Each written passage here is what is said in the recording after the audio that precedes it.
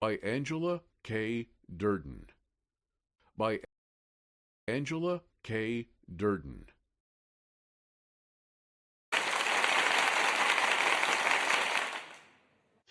Hi, all. Thank you so much. Love you. Oh, that's great. Let's do the drum roll. So, I have another story from my conversations in hyperreality and other thoughts Umberto Eco and Dave Barry never had. And this one's entitled Angela Listens to Braggings and Questions the Recollections. We'll get to that momentarily. You know, the most famous person I've ever had to blurb one of my books was G. Gordon Liddy, and it was a book on resumes. Um, he liked it, took a different tact, got to be on his radio show.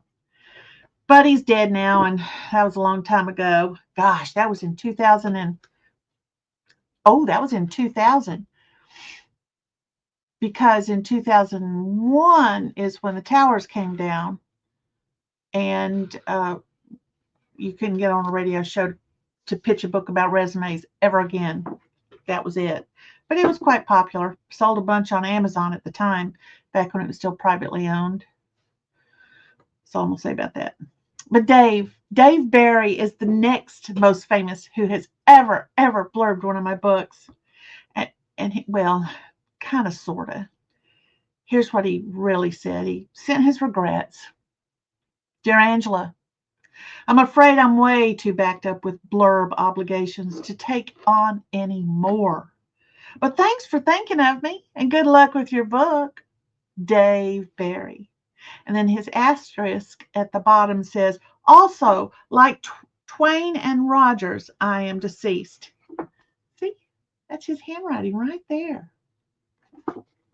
Send it to me on a postcard. Isn't that awesome? What does he mean by Twain and Rogers deceased and he is too? You'd have to read the book to find out. But anyway, you want to do it because you want to support your humorist in the world. We're working hard to save the world. And now you're probably wondering who I am a little bit. Let me just briefly read it to you. And remember, I'm telling the truth about myself.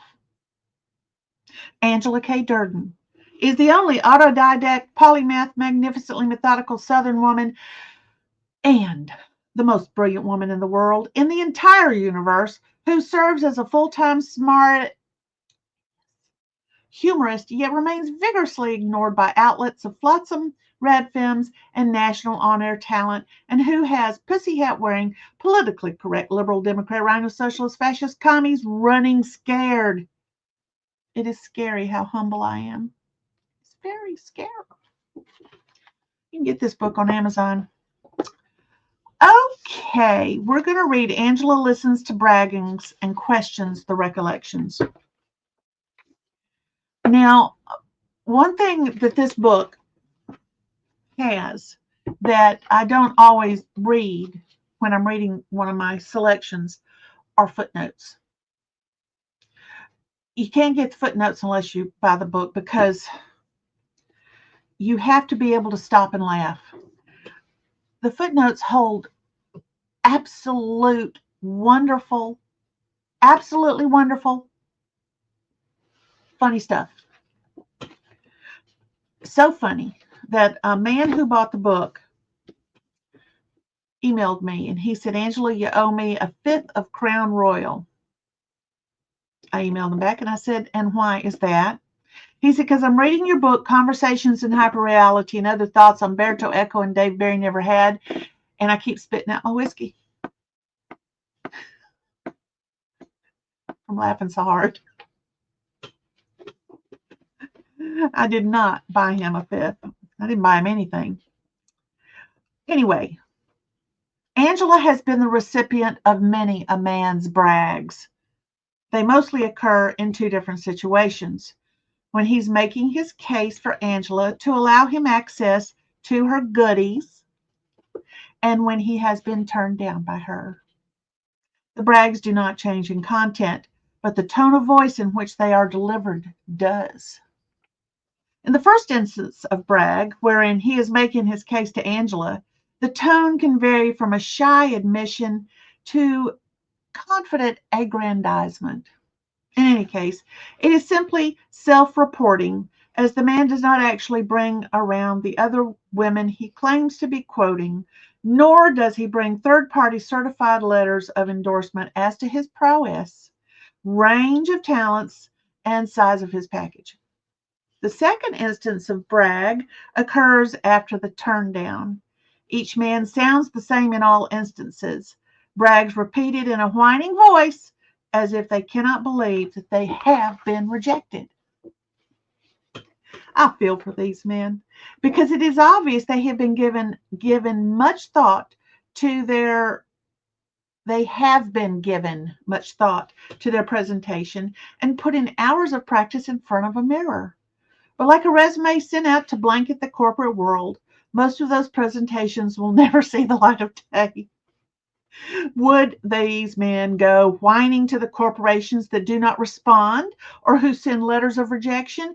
No, they would not. But they have no problem whining to Angela when she turns them down for what they have admittedly said is only a bit of fun. Even all that, though, is not the most interesting part of these human interactions.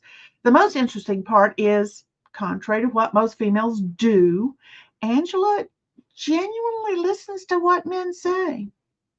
Do not mistake what she is telling you. She is not telling you she has never ignored a man as he bumped his gums, because she has. Most notably the ex, to whom for years she gave massive opportunity to make his argument for why she was not a good wife, but which ex, after failing in those attempts, was subsequently ignored. And yes, there's a footnote on this. Buy the book and you can read it. In all the bragging with intent to snare these men indulge in, one thing quite a few do is reminisce about parties they went to and how drunk they got. It never fails they say something along the lines of, "It was such a good party and I was so drunk I don't remember it." After which they then say what they did and to whom they did it and how grateful the gal was. After a while, Angela made it an operational standard to clarify. So she asked, "How can you be drunk and not remember the evening, yet can still remember enough about how grateful she was?" Now, Angela can hear some of you now. You're saying, "Angela, ain't no man gonna forget it when he gets the good stuff, nor will he forget it when the woman is grateful."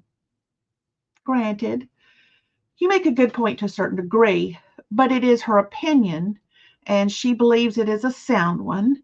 Men do not have sex when they are drunk, and that what tales they tell are simply their drunken fantasy they have convinced themselves is true in order to keep their ego undamaged.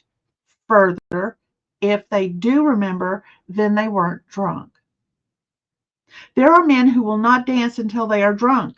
They tell Angela this. Then when they are drunk, they still don't dance. True, they may get out to the floor under the sparkly lights to twirl and hurl, but that's not dancing. And they won't remember it either. But the ladies on the floor will remember dodging the spew, that's for sure. Oh, Angela has had her share of men who got close to her after having overindulged with the drink, then proceeded to do something stupid like picking her up as if she needed the hind lick manipulation. And I said that correctly, hind lick manipulation. And then twirling her so fast her legs stuck out straight, hitting other dancers. That turned into the best bragging memory ever, if he could have remembered it. But these men do not remember what they do because if they did, they would not have come back the next week and asked to dance again. Yeah. Well, I tell you what. Oh, I'm not reading this one, but youngest jaded retro hipster millennial retires at 12. Y'all got to get this book. You just got to. I mean, listen to how much.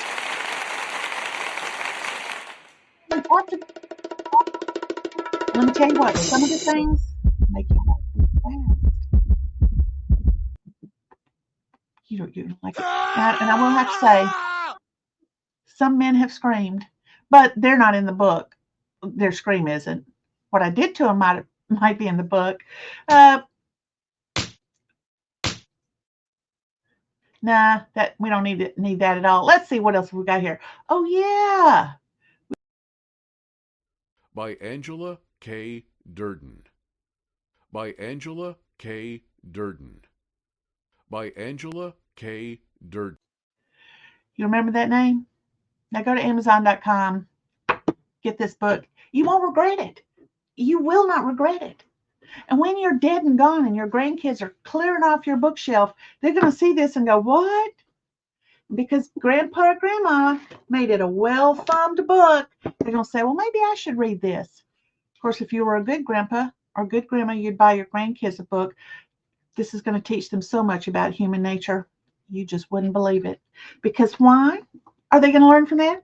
Because Angela K. Durden is the only autodidact, polymath, magnificently methodical Southern woman and most brilliant woman in the world in the entire universe.